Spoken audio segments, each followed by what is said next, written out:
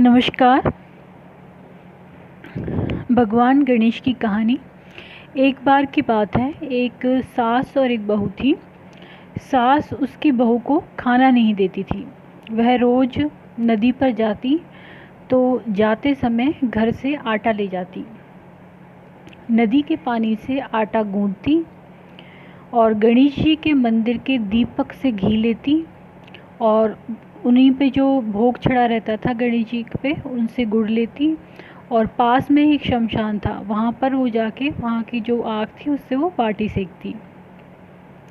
बाटी में वो घी गुड़ मिलाकर चूरमा बनाती और गणेश जी के भोग लगाकर उसको खा लेती। भोग लगाने के बाद में ऐसा करते हुए बहुत दिन हो गए।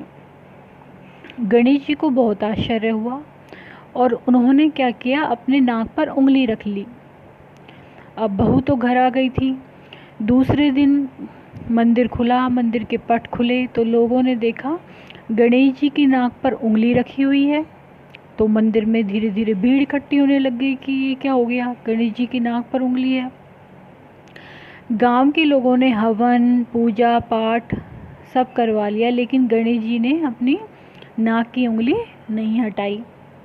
तब सारे गांव में ये कहलवा दिया गया कि जो भी गणेश जी की नाक से उंगली हटवा देगा तो उसको राजा जी सम्मानित करेंगे, वहाँ के राजा उनको सम्मानित करेंगे।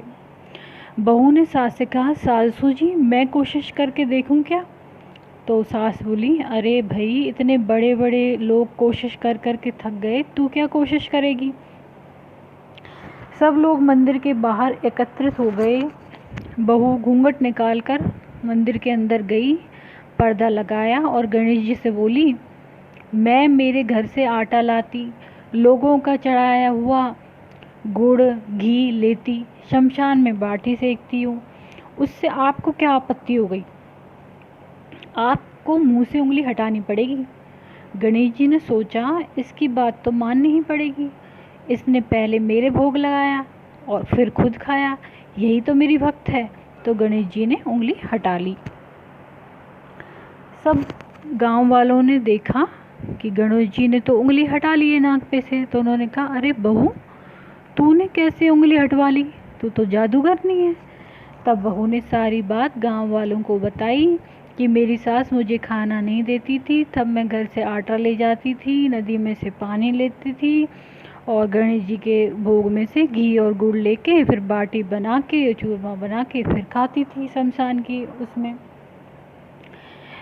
तो और गणेश जी को पहले भोग लगाती थी और फिर खुद खाती थी, इसलिए गणेश जी को आश्चर्य हो गया और उन्होंने नाक पर उंगली रख ली और मेरी प्रार्थना पर ही गणेश जी ने अपनी उंगली हटा ली और मुझे वरदान दिया कि अब इस गांव में सब प्रेम से रहेंगे और तुम भी हमेशा खुश रहोगी। तो ये है गणेश जी की कहानी। धन्यवाद।